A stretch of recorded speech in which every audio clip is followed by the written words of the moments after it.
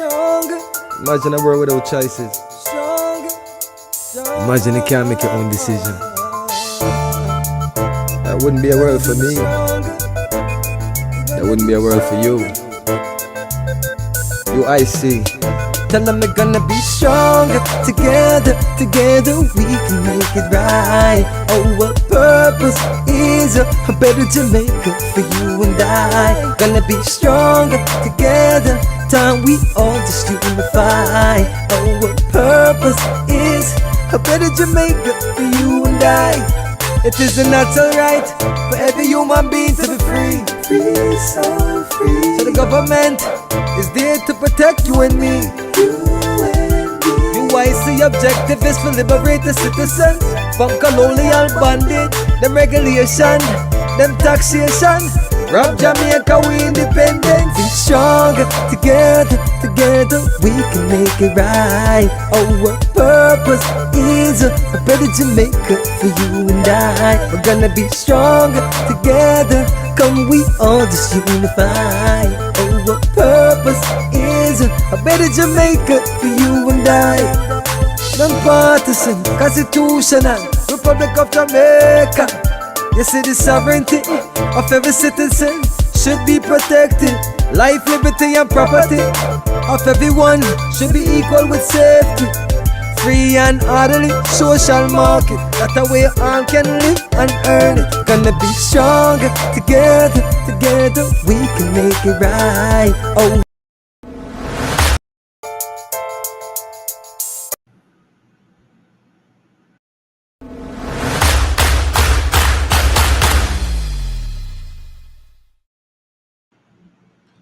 Hello, good evening, and welcome to another edition of UIC Liberty TV. This is Joseph Patterson. Tonight we're going to be talking about the Maroons, marijuana, and money. It's my pleasure to be here with you. We're expecting Daneyel Bozra, one of the leaders within the Maroon community. He's going to be talking to us or with us tonight on these three subject matters: Maroons, marijuana, and money. I hope you'll have some good questions for him as we go through the subject matter here with him. Let me just welcome our friends who are online right now. I'm seeing Nezook, Komoda, I'm seeing JMH, Sylvester Lawrence, AV, Ermina Campbell, and I'm seeing about 26 others. Greetings, Norman Smith. Good to see you on. How's everybody doing? Let me know where you are calling in from. Where are you located? Desmond Myrie, big up yourself. My favorite taxi driver. Paula Shelley, good night to you as well. Norman Smith again. Nigos Tony, good to see you on as well. So we're going to talk about Maroons. I don't know how much you know about the Maroons in Jamaica, and how much you know about the marijuana industry here in Jamaica.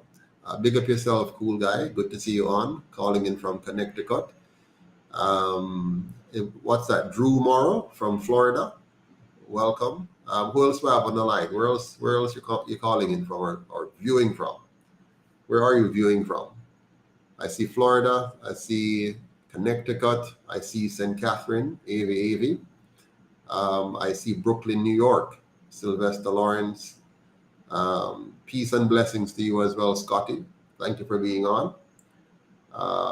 My good friend, Eileen Bisley Anderson, good night to you. Where are you now, Eileen? Are you here in Jamaica or you're overseas? Chris B. from Toronto. Excellent.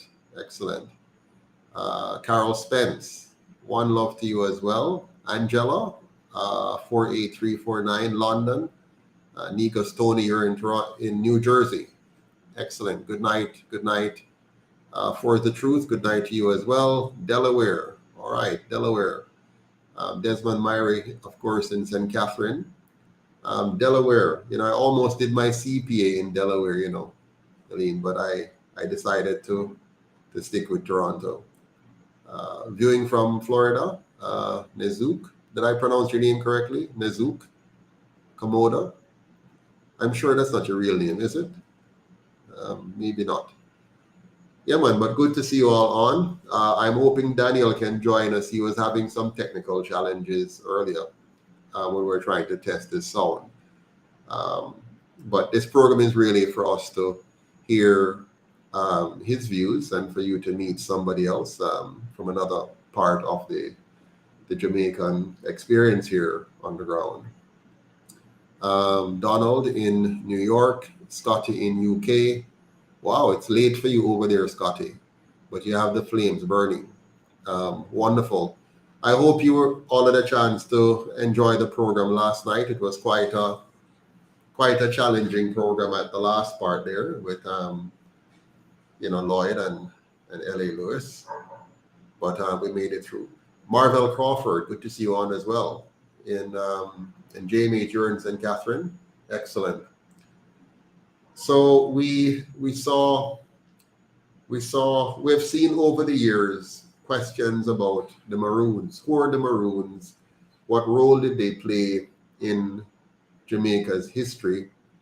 Were they a sellout, or were they a noble group of runaway slaves? Were they indigenous Jamaicans, being that they were born here and they were discovered here by the colonizers, or were they transported here and then run away as slaves? The history is kind of sketchy. You have, when you have history written by your colonizers, the history is not going to be very accurate. I will not pretend to be a scholar on the subject of Maroon history. So I wanted to have this gentleman on who, it's very important to him, and he is a part of the community where, they really dig into this thing. But let me see if I can call him, because I'm not seeing him on here at all. So let me see if I can get him. Otherwise, his name is Joseph Bozra. Let me see if I can get him on the phone here. Cool guy, you always wanted to hear my take on the Maroon issue. All right. I've actually spoken on it before now. It's not the first time. It's just that my position may not be controversial.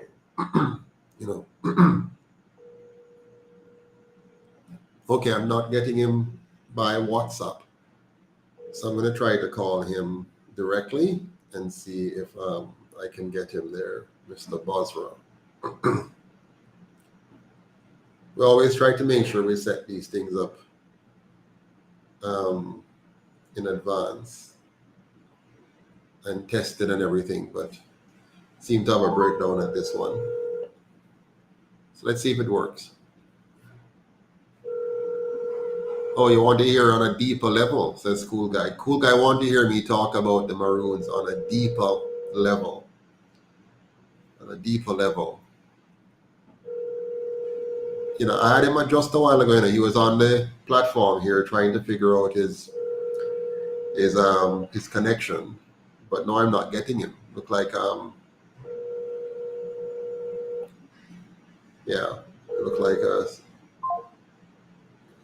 look like he's now gone out of range, which is quite unfortunate.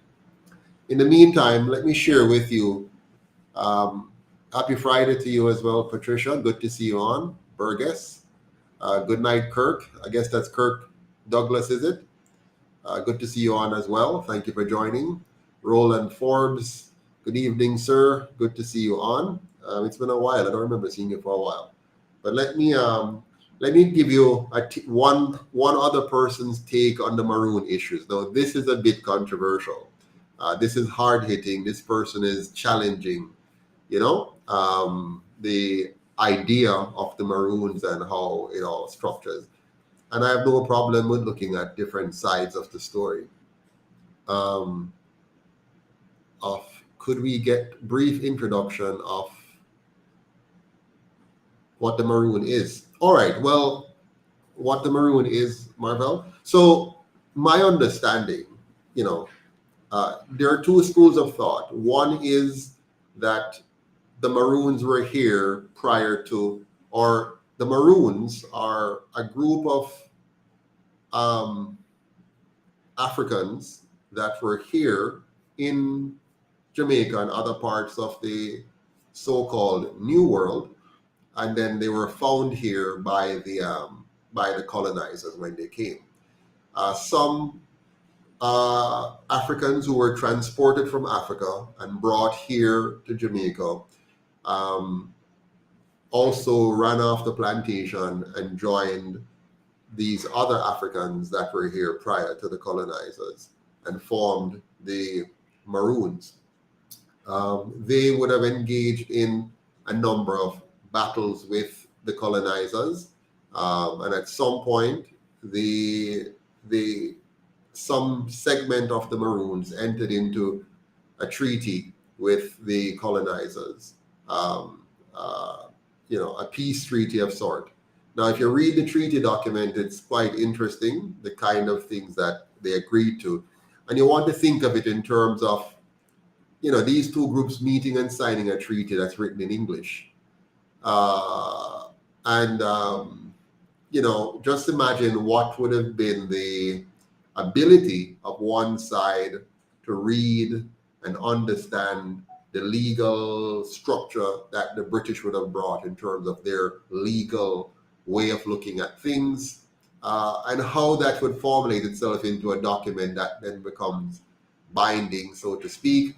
And then the issue arises, what happens after independence? When you get so-called independence from Britain in 1962, what became of the relationship between those who entered into the treaty as Maroons and those who are on the British Crown side, and the rest of Jamaica, if you will, those who were led by the two colonial parties to sign whatever agreement to say you're now independent.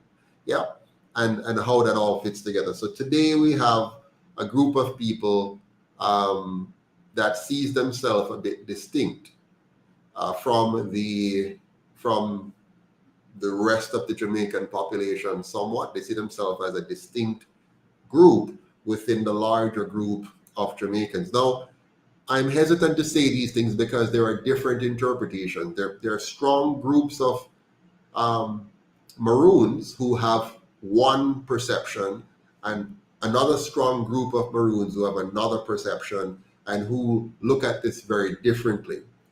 My position on all of this is you really want to bring the desperate groups together. I love the circle. That's why I named the UIC a Congress. I like a circle, not sides. You're not sitting on either side. So you sit around a circle, around a table, if you will, and we see each other as equal. So you might see yourself as one type of Jamaican or one type of Maroon or one type of African. And this other group sees itself as one type of Jamaican or Maroon or African or whatever. And then we talk it out. And then we try to make sure we bring to the table as much facts as we can find and authenticate the facts. So you lay out the treaties and you do your examination, you do your research, and you validate the research. So it's not like one man just say him feel this or him think this and then put it on the table and say, this is it. And another man say, me feel this or me think this. But you actually do a research and you have each of the research being validated. And then you then come to a common understanding based on the irrefutable abundance of facts that comes from this. Now, there are some pieces of the puzzle that might be gray, where you can't get a conclusive piece of fact about that part. So you have to now agree that we're going to come to an understanding, and that might require a democratic vote. Let's say there are, 20 of us involved. This area is gray. It's not very clear whether it's black or white. It's not substantiated by irrefutable facts. So then we come to an agreement on that. We vote, and if a majority of us say, so, then we make that piece that's up. As long as it does not violate your basic fundamental human rights. And you know my position on that. You're sovereign. Whatever you call yourself, whether you're Maroon, Jamaican, African, Chinese, European, or any cross between all of that. You as an individual have a fundamental right to your life, to your liberty, and to your property. And what do I mean by that? It means that just like how you have a country that is considered sovereign and no other country has the right to violate your land space, your airspace, your water space or seabed space or whatever, those are sacred to you. They're your domain as a collective called a country or a nation. And it's an act of war if somebody invades your space as a nation. In the same way, I, Joseph Patterson, president of the UIC and founder, hold that your personal space, your body, your life that didn't originate from any other human being dictating the terms of your life that comes from the Creator. So your life is sacred to you, and next to your life is your body. And next to your life and your body is your time, what you do with your time. And next to your life, body, and time is what you do with your intellect, combining your time and any part of nature that you convert into a product. And so when you convert it into a product, meaning you either work for somebody else and get paid, so you have cash, that's your property. The government has no right to take your property. They just decide that they're going to take your cash from you. That's not, a role that government has the right to just take your cash. Or if you purchase a piece of land, or you inherit a piece of land, or you claim your land rights based on the fact that you are a part of this particular geography, and as a result of that you're entitled to a piece of the land and you have your land rights, then no government, no other person have the right to invade that space. So whether it's a car, a truck, a house, a piece of land, or money, or any other article that comes from your productivity and your effort, that's your property and it's sacred. Nobody should touch it. So that's what we mean by your personal sovereignty.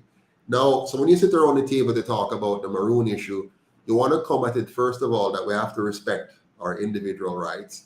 And then now we have to figure out the facts around, who are the Maroons really? Where did you come from? And what entitlements do you have? What indigenous rights do you have? What special rights or charters that govern your existence that we need to look into? And once we have analyzed those treaties and whatever, in the grand scheme of things, we can come to some agreements as a nation, as a group of people within the nation, because Jamaica is not monolithic. All of us are the same. We're all supposed to be equal before the law, and we must have just laws, but we're not all the same. So some of us are Rastafarian, for example, and a Rastafarian must have all the same fundamental equal rights as a Christian, or as a Muslim, or as an atheist, or as an Hindu, whatever you are. And I'm just using religions because they're easy to identify with. But you could also use color. Whether you're black like tar, or you white like chalk, or you fall somewhere in between that spectrum, you have the same rights as any other person in the country. And those rights may not be violated by any government or any laws, provided you respect the rights of everybody else. So you only lose your rights if you violate somebody else's rights. So if you use force or fraud to violate somebody else's rights, then your rights should be curtailed. Yeah. So Marvell Crawford says, are the treaties readily available to be viewed, and are they still valid? So the treaties are available to be reviewed, but the question of validity now brings us to a matter of law. So let's think about it carefully.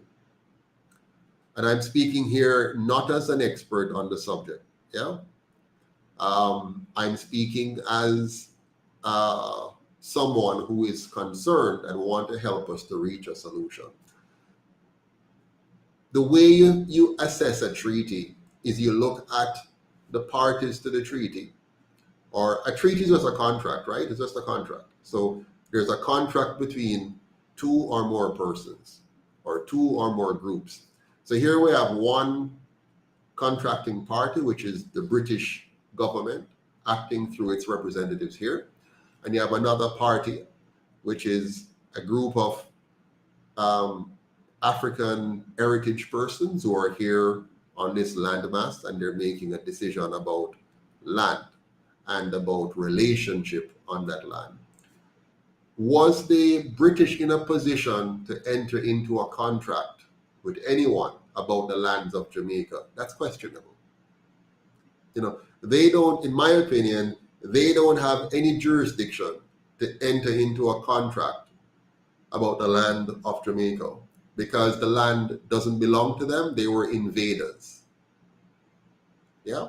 And so now you have to assess the level of invasion because there were others here before. And how did they come here? Did they also invade? And who did they take it from? And so on. But to the level that we know, and I'm speaking as somebody who isn't an expert on the subject. I don't know everything.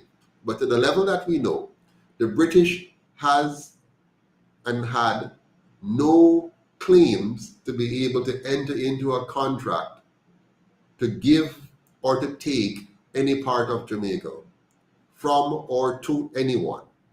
So there you have a problem. One party to the contract is really not legally, well, I shouldn't say legally because something can be legal but wrong. They don't have a just claim to be able to enter into a contract. That's the British. They were violating the property rights of the sovereigns of Jamaica. They had infringed upon our property rights. So right off the bat, I have to set aside the British as a valid contracting partner. Now that of course will be grounds for a lot of debates and a lot of discussions, right? About, how the British fit in as a contracting partner. And for those who are coming in late, we're talking about the Maroons and their claims and their position within the whole ecosystem that we call Jamaica. As you know, I respect and have a great degree of respect for all Jamaicans, regardless of your color, your origin.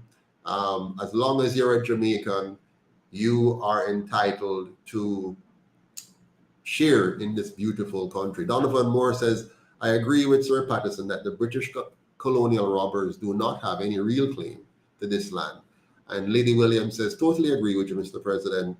And Kirk Rock says, that's right. And Donovan says, it is like that such written treaty that are now presented were fabricated. And Marvel Crawford says, good point. So follow me on this now. So we identified that the British didn't have any claim to be able to enter into a contract to give or take any part of Jamaica.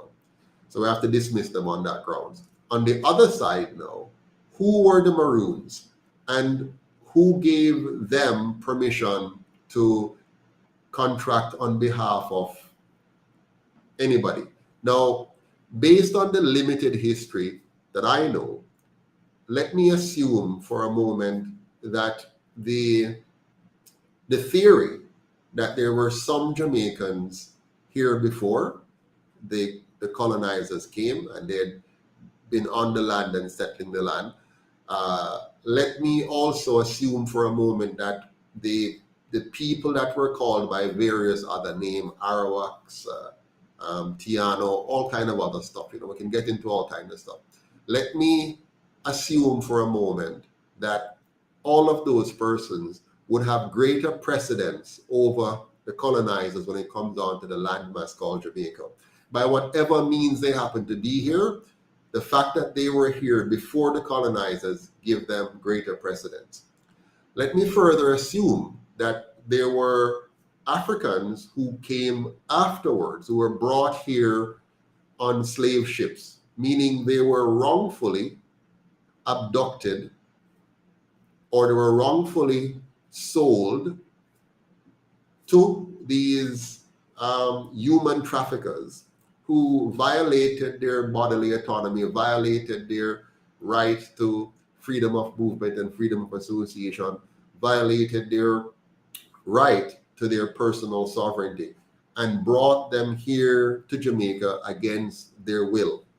Now, the fact that they were thus violated means that their rights supersede those who now wish to claim that they have any right to give them anything or take anything away from them. So the land that they were brought to now becomes their land as well, because they were now forcibly brought here, and in some cases were slaves and escaped. Now, the question now becomes, how do you identify that group? Do you segregate them into pockets? So, for example, the slaves that ran away and became a part of one group, are they, and those who were here before that were violated and fought back and formed a group, do they have greater precedence than the other Jamaicans that are here by similar stories and or in other parts of Jamaica? Do they stake their claim as being superior to the claims of the other Jamaicans? Now, I would question that. So I would question the claim of any group of Jamaican as being superior to any other group of Jamaicans, right? So you'd want to look at the treaty in that light, that, okay, one, the contracting parties, one side never have the right to do nothing with that. And the other side, are you giving special preferences to a subset of Jamaicans over the other Jamaicans? Yeah. So I would want to err on the side of treating all Jamaicans as equal and then seeking a settlement that respect all of their property rights. In my books, all Jamaicans are entitled to the land of Jamaica, whether it's in the cockpit country or it's in Portmore or it's in Anova or it's in Westmoreland or it's in Portland, wherever. Once you're a Jamaican, this entire landmass, and I'm talking about not persons now who become naturalized Jamaicans after the fact, but those who have a heritage history in Jamaica, you have a very solid claim to the lands of Jamaica. So land should not then be, generally speaking, sold to you because you already own the land. So that now brings us into another story. You know, why is it that our politicians of the last 80 years, the two colonial parties, and I love to call them colonial parties, you know, because they are coming directly from the hands of the colonial masters. The two parties were formed with the blessing, with the support, with the encouragement, and with the funding of the colonial masters, believe it or not. The two parties you see today, they are an outgrowth of the colonial system, and they were put here to ensure that the colonial ideals are maintained. And don't misunderstand the colonizers. They know how to reinvent themselves over and over into different forms of the same thing. So the colonizer has one basic premise, and it is to extract the wealth of others against their will. Right? So their goal, all colonizers, they come to a territory to take away the value of that territory, to take all of that value away for as little cost as possible. So slavery in any form. So today we're still slaves. It might sound painful to say this, but today we're still in slavery, right? But the slavery is a very modern form of slavery where you give the slave a certain degree of freedom so that he's not rising up in the way that would make your life too miserable, and he kind of thinks that he's okay. So right now, as a slave, you have to buy the land from the government. That's number one. Now, you're buying your own land, right? It's your land and you're buying it. I hope you notice I've switched a little bit now from the Maroon into what's happening with us. Because in a sense, we're all Maroons. And L.A. Lewis was kind of, touching on that last night. So now they've gotten us to buy the land, to buy back what belongs to our ancestors. So a group of people come to our country, thief our land, thief our labor, and then when they supposedly set us free in 1838, all they did was to loose us like wild pigs, while they retained our land and they retained the capital generated by our slave labor. So they retain all the wealth, because labor, when you combine labor with natural resources, you create wealth. So they harvested our wealth through our labor that they forcibly took, and then they also took our land. And when they let us free like wild pigs, they kept the land and they kept the wealth that they harvested from our slave labor. And they told us that we were free. Now, we were not very bright back then, because slavery was designed to make sure you are dunce. Slavery works to ensure that the slave can't read and write. They try to, and you must lose your awareness of your ancestry, your history, your name, your culture. So they truly try to deplete you of everything that would make you able to rise up and fight back. I hope you see the parallel between then and now. Jamaica's education system right now does the same thing that the education system of the colonial masters did then. Now, of course, it's not as dramatic as in you can't read, you can't have a book. Yeah, what they did was to give us free education and then tell us what to read and tell us what book. And then they brainwash us so that we even dislike ourselves. We dislike our color, we dislike our nose, we dislike our eyes, we dislike everything about we, and we admire and love and cherish everything about them. We got rid of our religion, that whatever religion we had, and we embraced their religion to the point now where we'll even kill each other for their religion. Right now, when I'm trying to get groups to work together, we start to fight about religion. I'm saying, let's put that aside, put aside the religion, and let's focus on the main issue. So back to the main point here. So they stole our land, and today, and for the last 80 years, our government, a government of the people and by the people and for the people, at least that's what they want us to think. Our government has never corrected a wrong that is in their hands to correct. I have heard P.J. Patterson, I have heard Edward Siaga, I have heard Andrew Holness, I've heard Bruce Golden, I've heard Portia Simpson Miller, I've heard all of them talk about how we should get reparation for slavery. And I agree. The British colonizers, they should give us reparation for slavery. But why is it that our own politicians here have not given the people reparation by returning the land to the people? They have kept it to themselves. And they give out pieces as they see fit for political gains.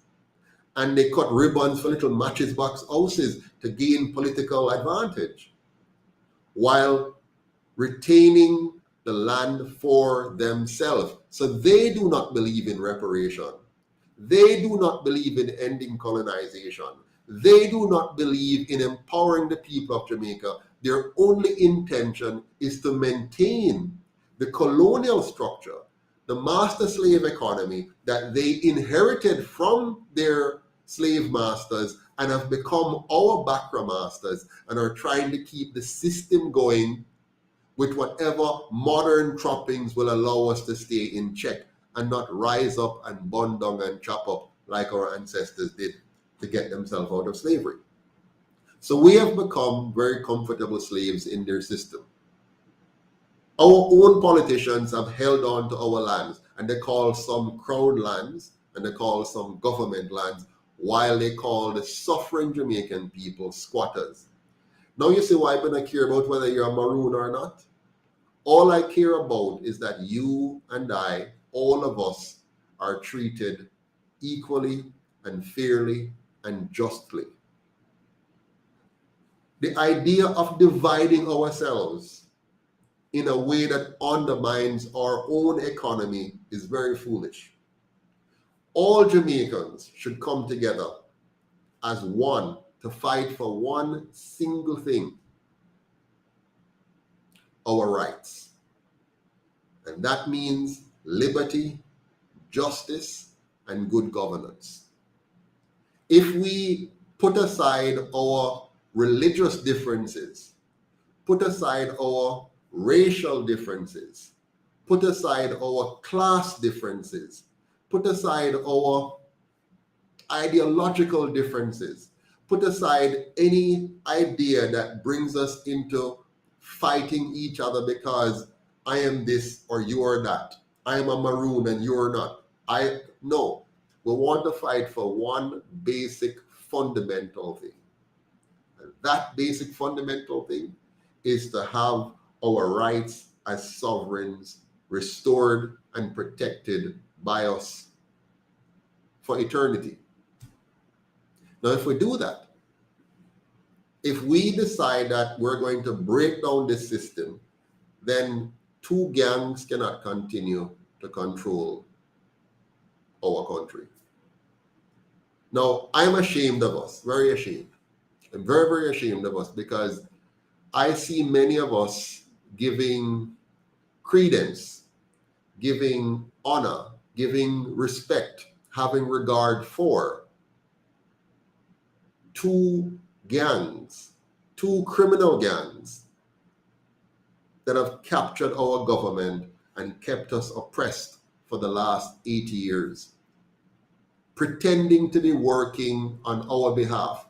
These are criminals that we are allowing to come on our television and radio, and we're running behind them and we're giving honor to them. These men and women who stand before us as leaders of the Jamaica Labour Party and the People's National Party are representing two criminal gangs with a history of crime, blood, and tragedy smeared all over them. There's no way that we should have any respect at all for any one of the persons who join with and lead these two organizations at any level, whether it's at the party leadership level, at the top of the party as president or vice president or general secretary or chairman, right down to the worker in the PD who is going to be beside some taxi driver running around picking up voters and carrying them to voting station to vote, and even those who vote for them. Anybody who chooses to support two criminal gangs running our country, knowing the history. Now, there are some people who have done it in ignorance. There are some people who have done it without taking the time to think about it the way I'm trying to encourage you to think about it now. So you're forgiven. But you cannot be forgiven if you have had the opportunity to study. Anybody who is in the PNP knows the violent dirt and grime that's in there. Anybody who is in the GLP knows the violent grime and dirt that is in there. And they still stay. Anybody who goes into these institutions and stays in it and come on public television and on social media and try to give us a nice, beautiful veneer and tell us how nice and wonderful it is, and they're happy to be a comrade or a laborite and shouting shower or power. Anybody who does that, who has gone into the belly of the beast and seen the carnage, the death, the evil that emanates from this, don't be fooled by the nice talk. Budget speech. What is a budget speech? That's a circus.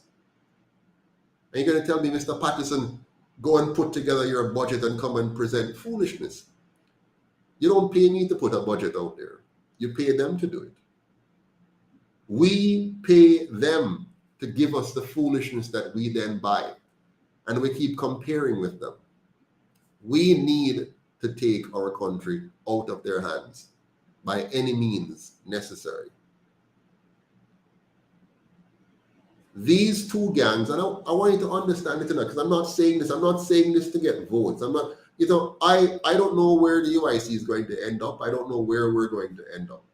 I don't know.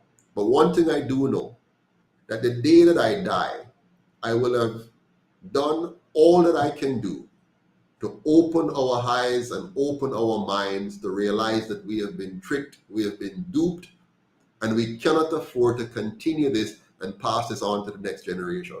The time has come for us to say, time up to both of them. And so remember, when you go to the polls or when you're talking to anybody, that if you ever encourage a person to vote for these two parties, or to respect these two parties, or to have any regard for these two parties, you are endorsing slavery. You're endorsing colonialism. You're endorsing corruption. You're endorsing criminality. You're endorsing criminals. That's what you're doing.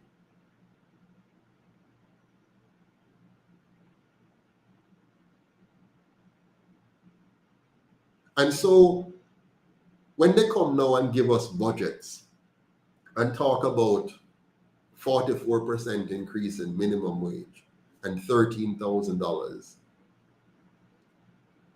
you should tell them to take that and put it somewhere. The idea of a minimum wage is a crippling idea. It cripples the mind. It cripples the economy. It cripples our people. A minimum wage is a destructive policy designed to deceive and destroy. A minimum wage says to you that the government has a right to set a wage for you. The minimum wage says you do not have the right to determine what you're going to work for.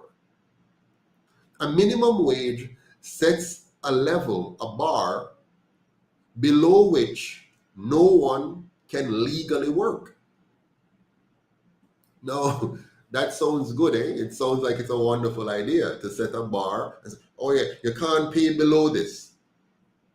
So guess what? So many persons are paid at this. And many persons, when they enter into a negotiation for their pay, they're using that as the barometer, to the measuring stick, to decide what kind of wage level you're going to go for. That's not the way you set a wage. A wage must be determined by two persons, and two persons only. A wage must be set by the person who is buying the labor and the person who is selling the labor. And why do you want to do that? Because you respect the rights of persons to choose what they will work for. Some person will choose zero. Some persons will ask for $1 million per day, whatever the number is. But that is their role and responsibility. And when you leave it that way, what you have is a market for labor. Not labor, by the way, for skills. When we use labor, it's a generic term that waters down what's really happening here. What you're paying for when you hire somebody is not their time. You're paying for the value that they're going to add to your business or to your life. Now, follow me carefully, because I know that you have been terribly brainwashed. You have been so brainwashed that you believe strongly in a minimum wage, and you believe so strongly that you'll fight for it with all your might. And you're going to ask for the government to set a level of wage that is going to make you happy and comfortable. There's no wage that will make you happy and comfortable. This $13,000 that they're talking about today is already worth less the very day they announced it. And if they set it to $15,000 tomorrow, it will be worth less within a few months. So there's a problem. And they have taught you not to focus on the real problem, but to focus on distractions. The minimum wage is a distraction. Andrew Holness has no right to set any minimum wage. The real minimum wage is zero. That's the wage which many Jamaicans are getting now, and many more will be getting soon. Zero. That's the real minimum wage. As long as we do not build a nation of people who understand the importance of trading value for value with each other, you will have the tricks of government and politicians tricking you and causing you to become less and less productive and more dependent until you're fully enslaved all over again. Now let's walk with me for a moment and understand how minimum wage works. So here is a young man. He just graduated from, well, forget it. He's not even graduated. He's in high school, like myself. When I was in high school, I got my first job working with Miss Peggy and Mr. Glenville at their shop on the main road between that leads into Gregory Park. Yeah, passing Meadowvale, going into Gregory Park and Portmore. I was probably around, I'm gonna guess, maybe around 15 or 14 or somewhere there. So I got my first job from Miss Peggy and her husband, Mr. Glenville. I still look back at that time as such a precious moment. I didn't know anything about minimum wage at the time. I honestly had no idea. I didn't know about minimum wage. And so my father, who was fairly wealthy, you know, compared to most other people, was a very hard man. He never, to tell you how hard he was, it was difficult for me to get lunch money from him to go to school. Yeah, because I'd left my mother's house. My mother was very poor, and I ran away from home and tell her it's time my father pick up the slack. So I left home and went to live with him, and it turned out to be a nightmare, you know, a very bad experience. But I was living with him from about 11 years old, and 11 plus. And I could hardly get anything. I mean, clothes, you know, all I got was it's a nice house compared to my mother's, you know, nice house with lawn and satellite dish and, you know, big refrigerator and TV and, you know, all the trappings of heaven, if you will, for a little boy that's coming from a poor house, you know. So this was like beautiful.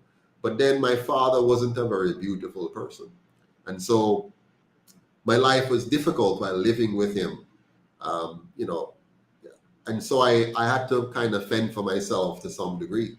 And so I got a job working at this shop. You know, back in the days, they have these shops, right, where you just have the little counter and people walk up to the counter and you have all the stuff in the shelves and in the back. So I helped Miss Peggy and her husband run the shop. I worked primarily on weekends and I worked some evenings, you know, whenever I could get the time, because my father had his own business. And so I had to work in his business. But when I worked for him, it was for free. He got free labor from me, while Miss Peggy, on the other hand, she and her husband paid me. And so at their shop, you know, when I negotiated my wage, I didn't know anything about what is what. So they paid me whatever we agreed to. I don't remember now, but I was very happy to be getting, you know, something from them. And so, but I looked forward to my job. I went there, I learned how to, before that I had worked in my grandmother's grocery store, because when I was a younger boy, you know, most of my summers were spent with my grandmother at Beeston Street, Blake Road area, down in downtown Kingston, where I was born initially. And so with her, I used to, you know, help her to weigh the flour, weigh the cornmeal, deal with the salt mackerel and cut the pigtail, serve over the counter, make change, you know. So I learned some basic things while I was with her, and I was very young. So when I got to my father and I was working with Miss Peggy now, you know, some of that knowledge was there, And so I helped with everything, with stocking the animal food, serving over the counter, and all of these things. And so I learned some valuable lessons there. Because I was a good worker, they treated me very, very well. Like, I mean, they would ask me, how are things with school? And so on top of my wages, sometimes they'll buy my calculator, they'll buy, like my father didn't buy any of my school books at all, not one of them. I was never given one single textbook.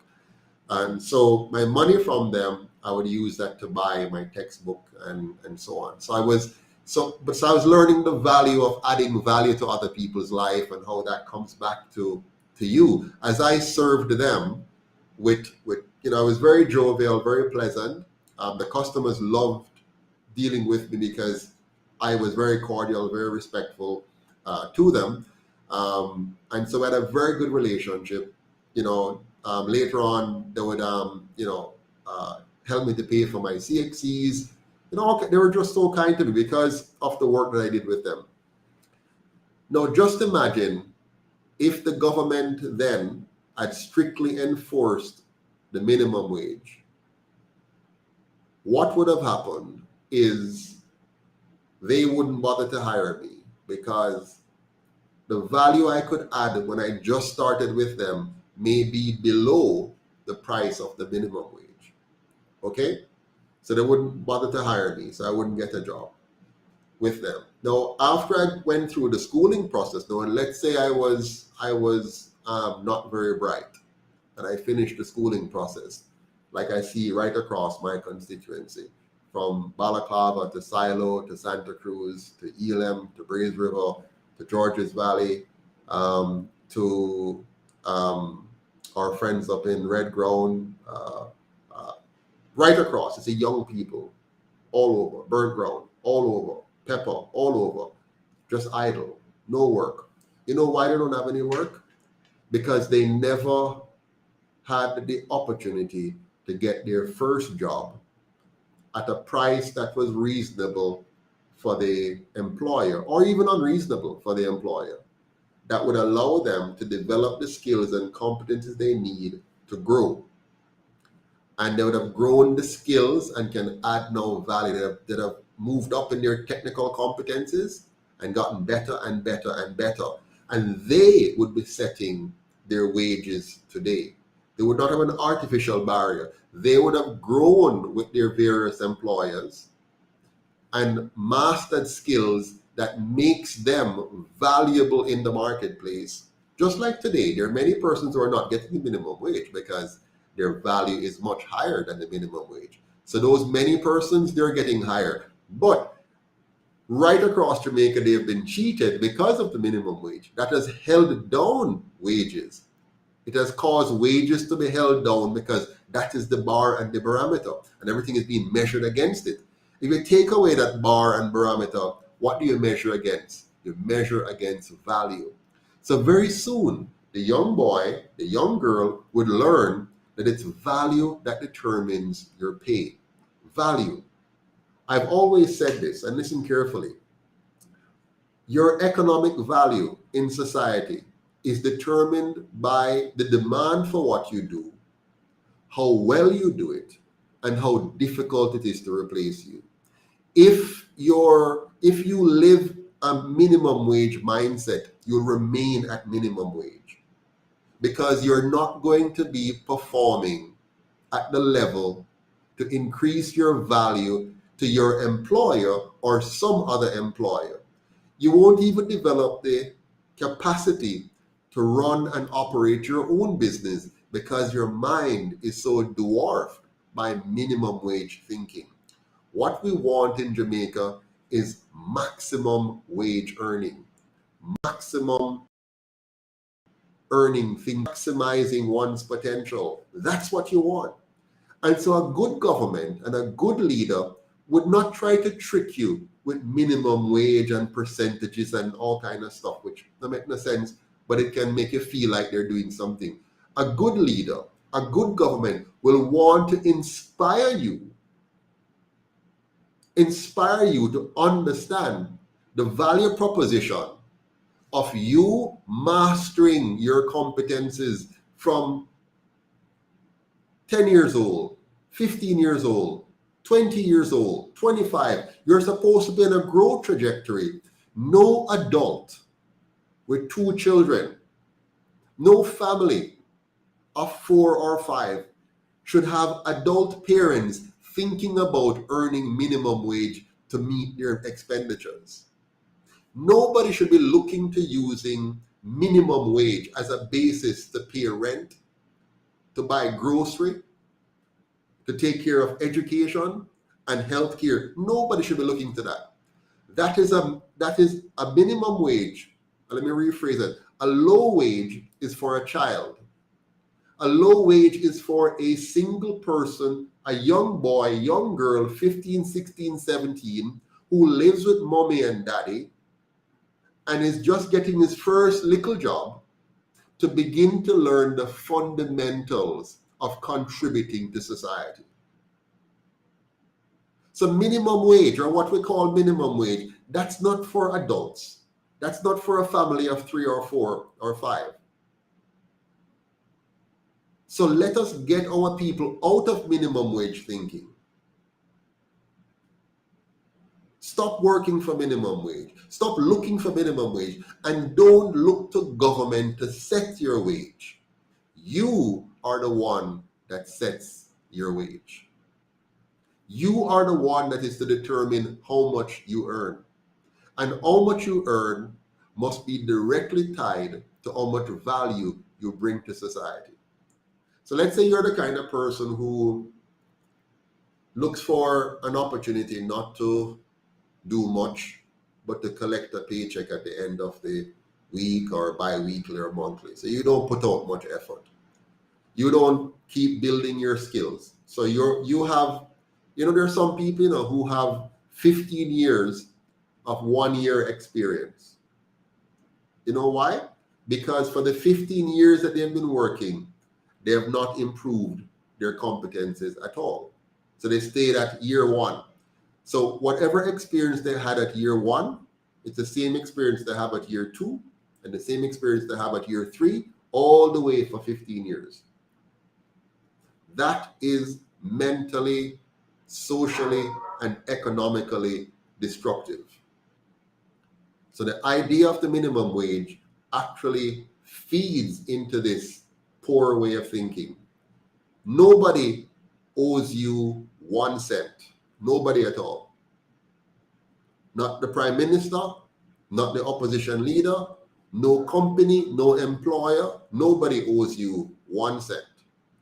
You, however, owe it to yourself to maximize your earning potential and your abilities. So here's how they destroy our young people with the minimum wage. The minimum wage means that no employer is going to employ anyone legally.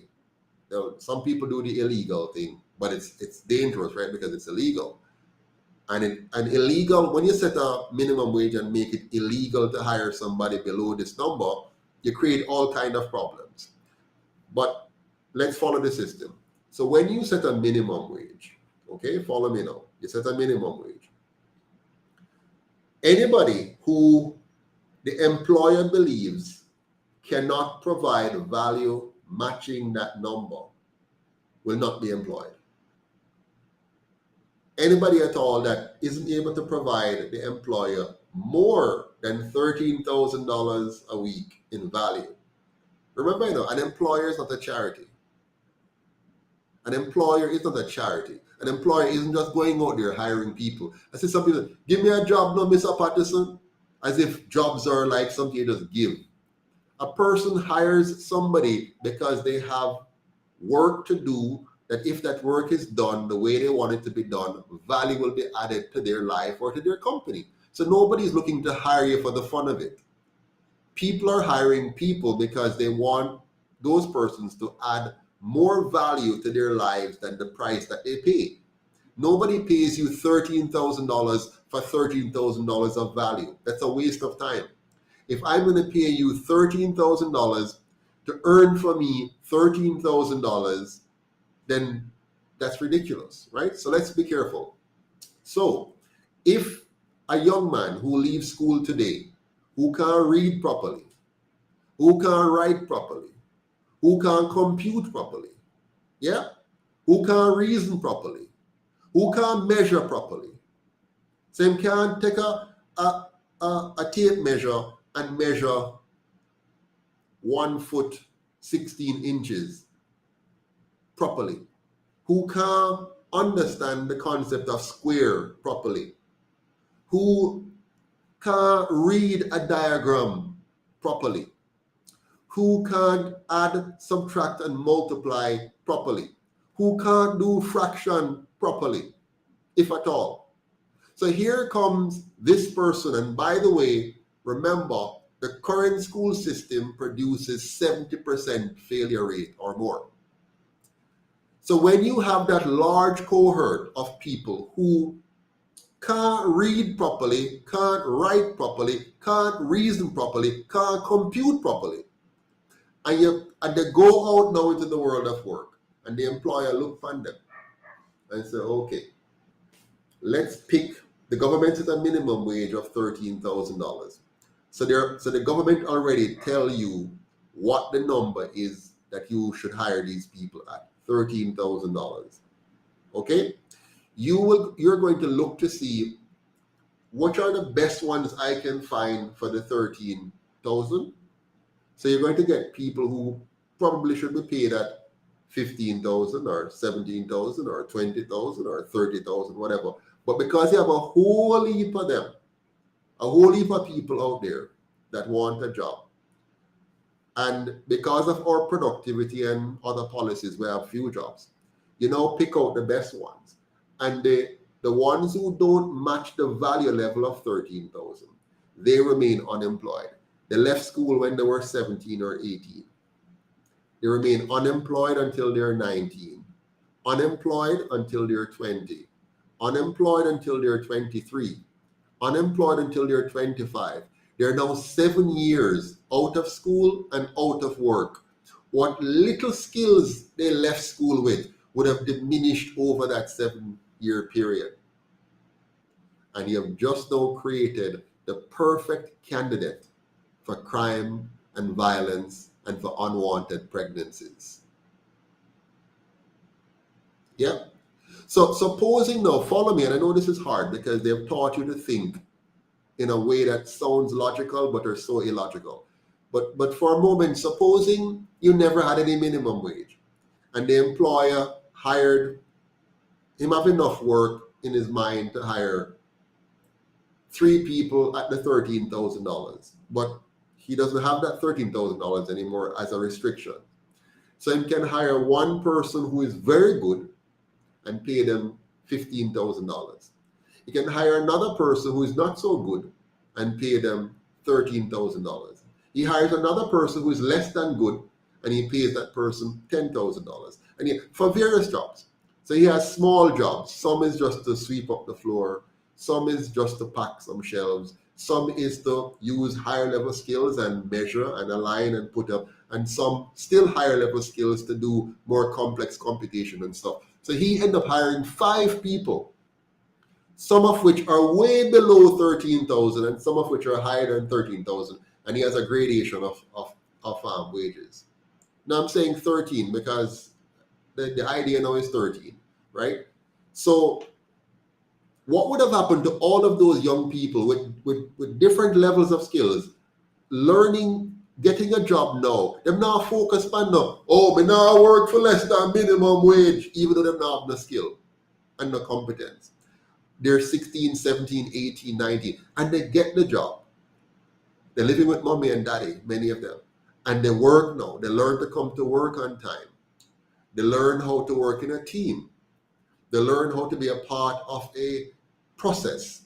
They learn how to interact with customers. They learn how to solve interpersonal challenges on the job. They learn how to take instructions. They learn how to give instructions. And so now, within the first year, let's say they leave school at 17, 18, and they never had the skills to go on anywhere else, but they get a job right away. Little job, little bit of money, and they learn quick.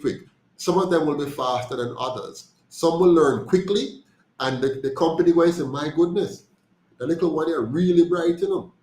They wouldn't have known, because if the number was 13,000, they wouldn't bother to hire him. But they hire him because him little and him can do something, and they're going to test him out and him try. Improve himself now. Really good. Mastering the skills very fast. What happens after that? The employer has a problem on his hand. A good problem. He pays him more and keep him, or 6 other companies out there will take him and pay him more. Now you have a real market developing.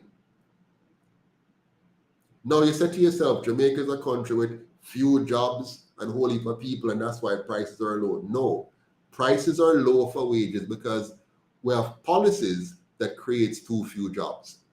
The policies we have in place stagnates the economy and make only a small collection of monopolistic type entities exist. But if you open up the economy by the policies I just described, guess what's going to happen? Let's shift your attention now to the entrepreneur. Here's a little entrepreneur. He's trying to make Jamaica's first little, well, let me not go there, too complex. He might run a little snow cone business, like in the day. He make snow cone and sell, just for simplicity. Let's say he's doing him little things and make him little machine. He have a little place where he work and put all of this together. And he's working as one man. Him doing everything himself. Buy the supplies, fashion it, and sell it back. Yeah? And after him do this process, him start to find that him now have enough scale built up in his system. Yeah? So he's building up in his system. He now wants to hire one little person to help him out. A little boy. Now him can't afford 9,000 or 13,000. Now he's not forcing anybody to work for him. He just raises his hand. Anybody out there, a little boy up on the corner, they say, who? No, do nothing. Mommy gonna work, I try to do our thing at Kentucky and bring back little thing and make the family. But him just did it. Him don't have a government telling him lies and tricks for him to think the wrong way. And he's there. And the fella said, come help me out, man. I'll pay you what I can. And I'm going to help him out. I'm actually making only 5,000 a week from this fella, and I'm helping him out and stuff. And the business started to do better. And while he's helping him out, he learns how to fix the bike that I'm ride on and go around. He learn how to deal with the customer and so on. Now he has gotten good skills within 2 years of being with him. Remember, he was 17. Now he's 19. He has learned so much on the job that not even college could have teach him that. And now him ripe for bigger opportunities. And the man with little snow cone thing have a good problem. He has to decide, do I pay him more because now the business, the little startup, the little nothing that I had has grown some more. Do I pay him more to keep him, or do I allow somebody else who will see the value that he has now learned in my little low wage environment? Yeah. That young man now would not have been a perfect candidate for the gangs because he has learned valuable on-the-job skills and will make a big difference. Now, if you think I am telling you foolishness, Lee Kuan Yew in Singapore did the same thing, and look at them today. All that I'm telling you, Lee Kuan Yew did it in little Singapore, and today their average citizens run rings around ours in terms of earnings. Singapore has no minimum wage. They have gone for years and years without minimum wage, and their country has only been made better for it. I know it's going to be a struggle for you to understand what I'm saying, because when they brainwash us, they did it very, very well. You know what we ask for in Jamaica? What we love? Freeness. We love when politicians come and tell us we're going to get everything for free. We're going to get prosperity for free. We're going to be able to sleep with our windows and doors open for free.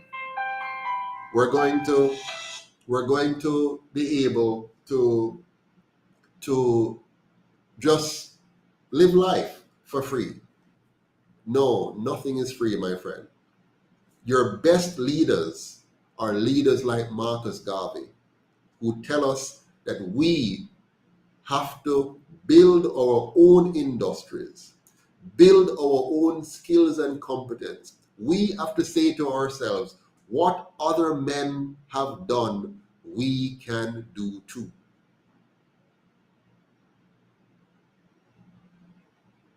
What others have done, we can do too. And so the mindset that somebody else must set your wages and somebody else must figure out how to meet your expenses is a destructive mindset.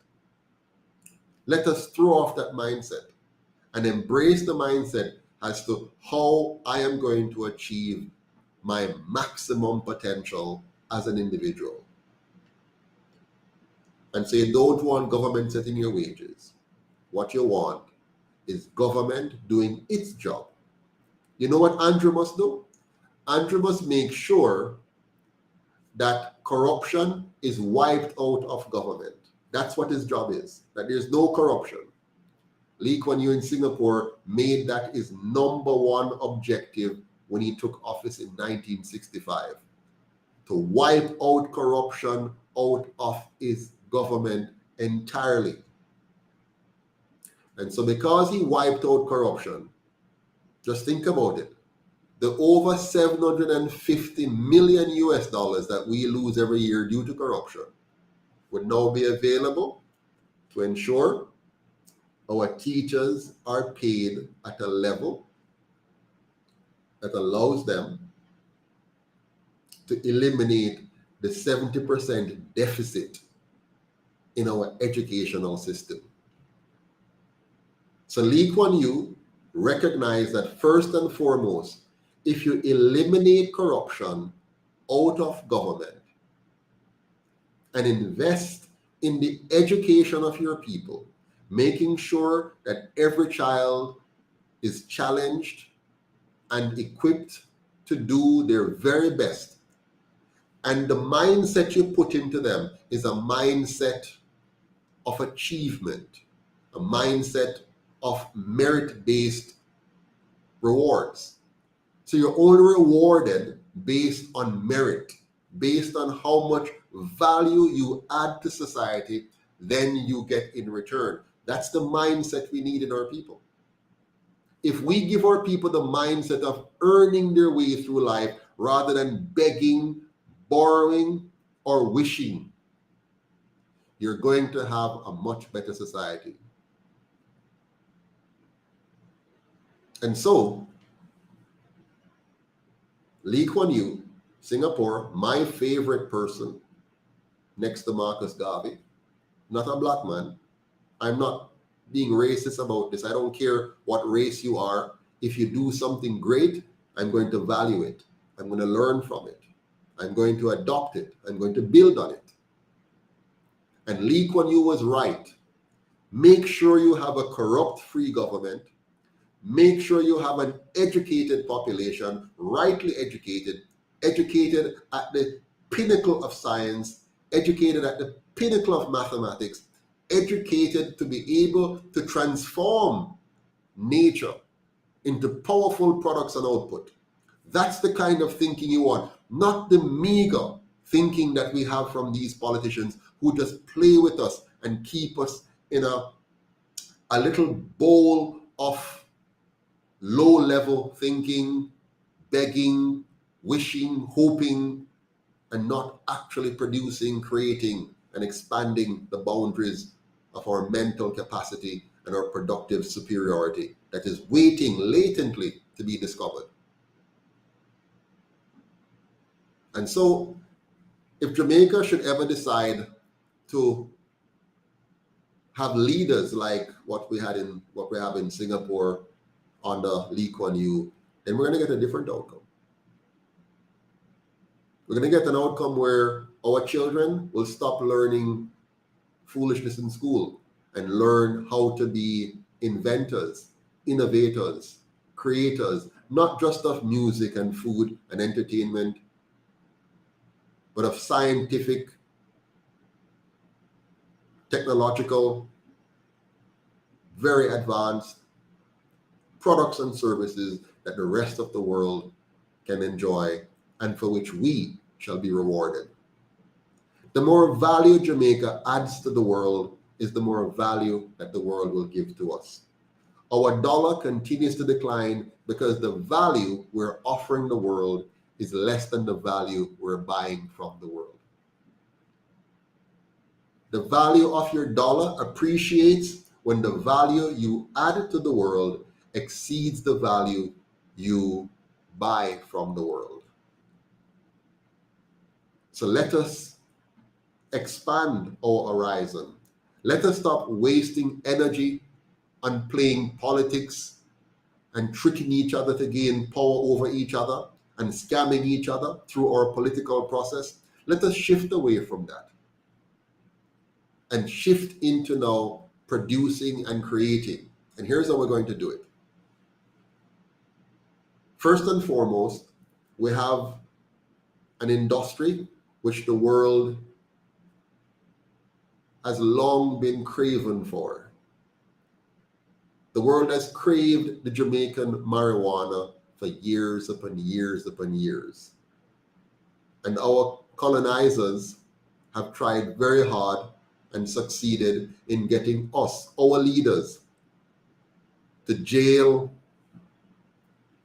to hunt down, to decapitate, to stigmatize our people for wanting to use a plant given to us by God.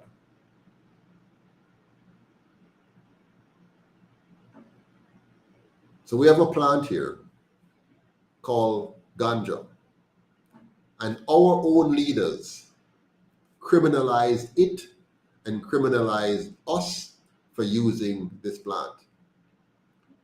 They allowed their colonial masters to set the agenda in our own country and denied us our individual right, our sovereign right to plant, process, and sell this plant without our government being like a gang that is trying to prevent us from enjoying our freedom.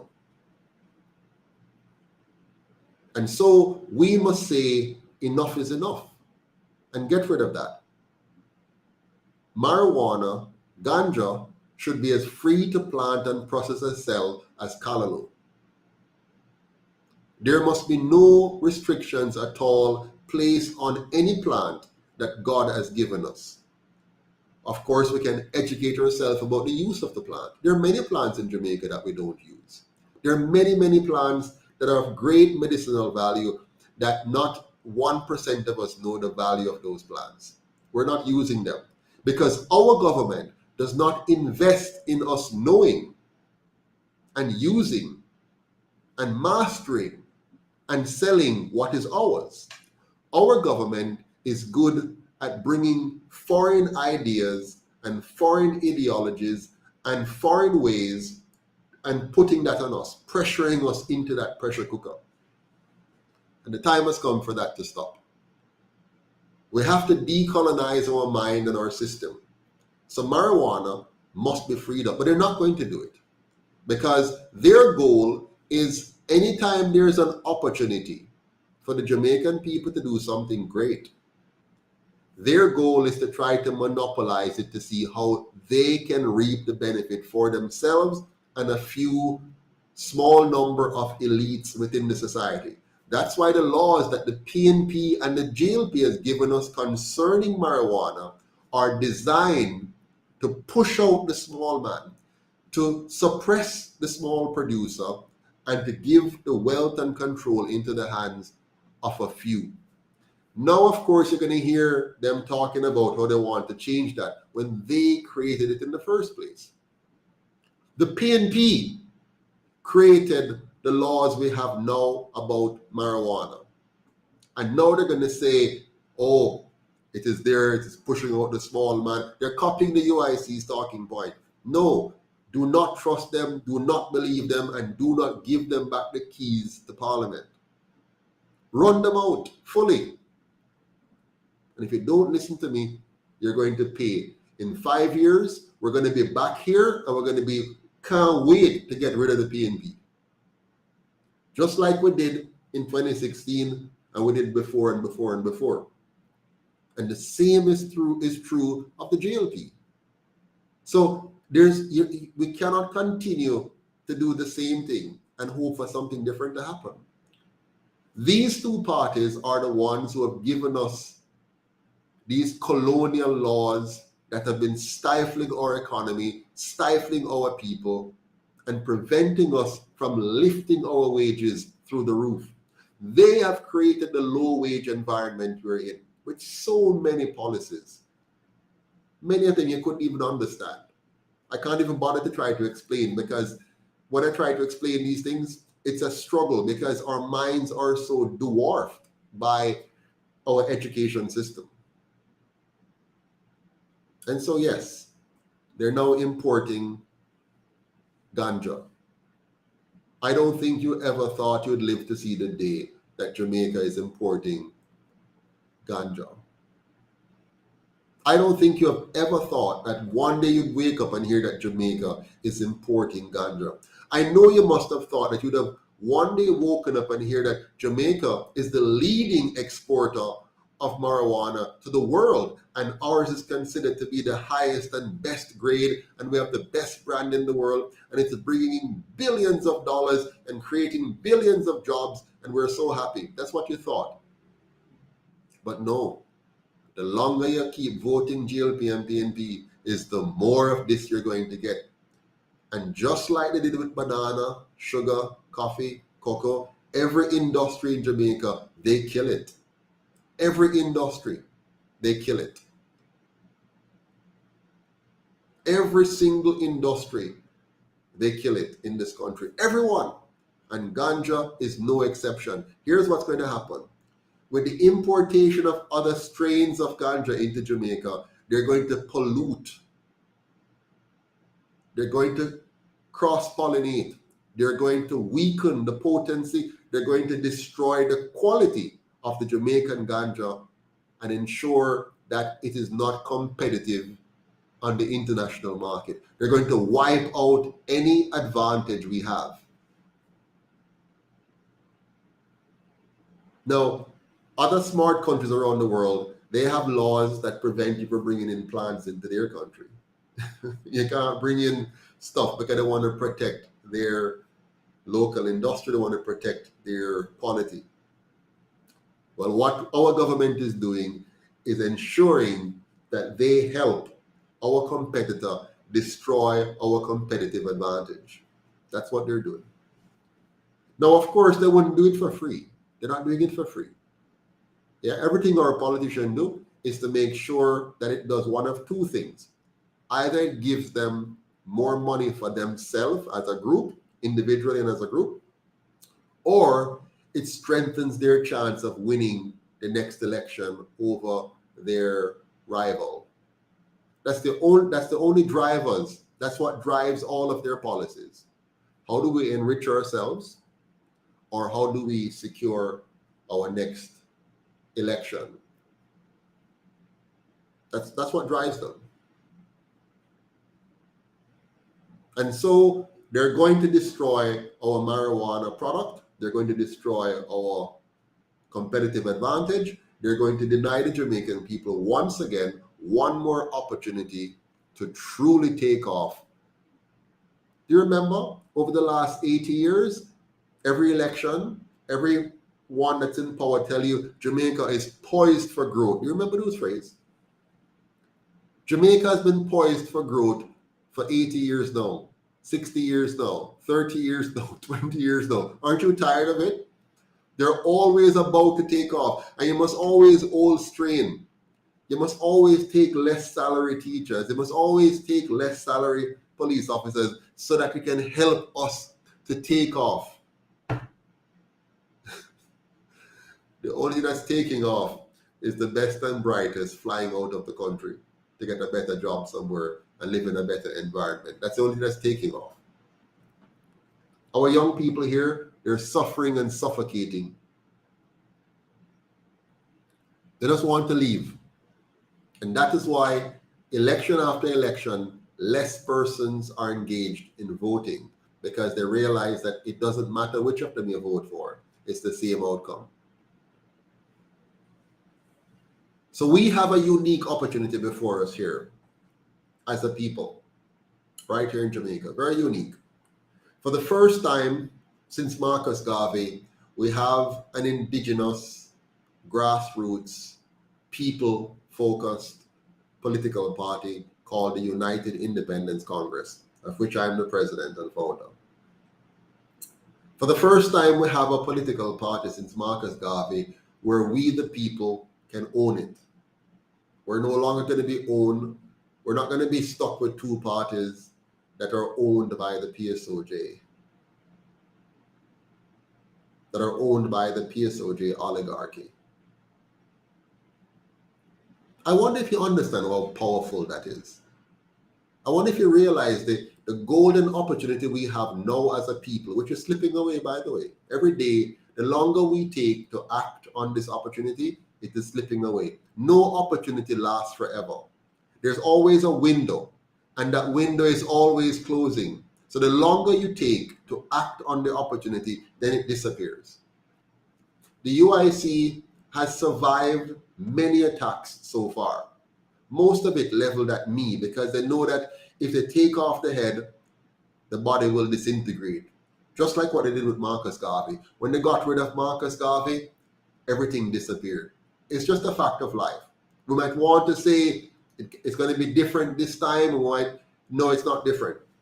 If tomorrow I go, I guarantee you that if tomorrow I go, the UIC is over. Not because I want it to be so, but because it is so. There's some things in life you just have to accept what they are. It is what it is. We can talk about all the other things we could do. But if it's one thing I have noticed about us Jamaicans, we're good at talking, but not good at doing. We don't like to do. We like to talk. We like to give advice. We like to say, Mr. Patterson, you must do this. Mr. Patterson, you should do this. UIC, you should do this. UIC, you should do that. As opposed to recognizing how we have to do it. We have to do it. No man is an island. No man stands alone. It's a team. I couldn't do it without the support of my wife and my 3 girls. I couldn't do it without the other 11 members of the National Executive Council in the UIC. And we couldn't do it without the 1,300 Jamaicans who signed up to make this a political party or movement. So we have a golden opportunity here. And here's the opportunity. Just think of it. Right now, since 1944, some 80 years now, the 2 colonial parties have always been funded by the elites. It has always worked for the elites. It has always pretended to care about the poor and the working man. Pretended. Nice words, nice manifestos, nice statements, nice political campaigns. But every single time, they failed us. Every single time, they dig a deeper hole for us.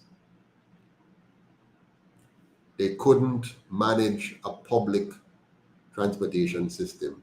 They killed JOS. They couldn't manage a public national airline. They killed Air Jamaica. They couldn't manage our national airports. They had to lease it out to somebody else to do. They couldn't manage our banana industry. That died. They couldn't manage our coffee industry. That died. They couldn't manage our sugar industry. That is dead.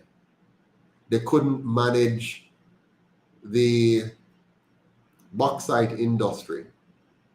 Instead, they've allowed people to just destroy our lands, destroy our air, and destroy our lives while extracting our wealth with a serious imbalance between the value taken and the value received.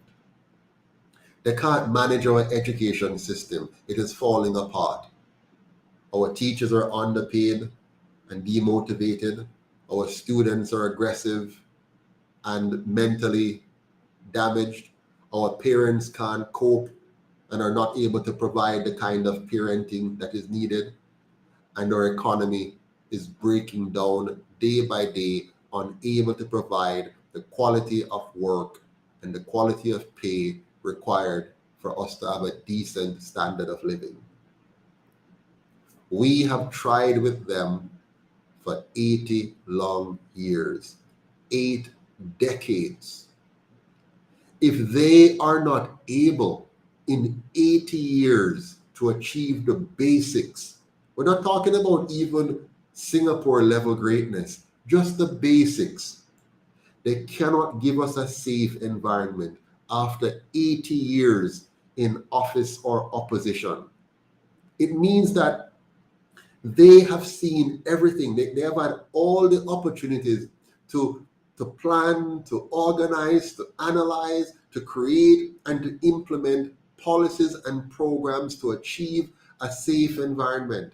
Instead, they have taken us from 66 murders a year in the 1960s to nearly 1.5, 2,000 murders a year in 2022, 23.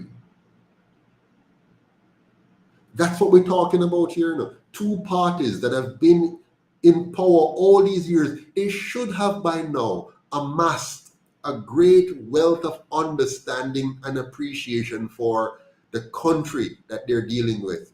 But instead, their incompetence shines through with glaring light. It is so bright we're blinded by their incompetence or their complicity. They may very well be the facilitators of crime and violence in this country. And I think they are. No, I know they are, because I have lived long enough and I have researched thoroughly enough and I have seen with clarity very well that these two parties are the very foundation of criminality in Jamaica.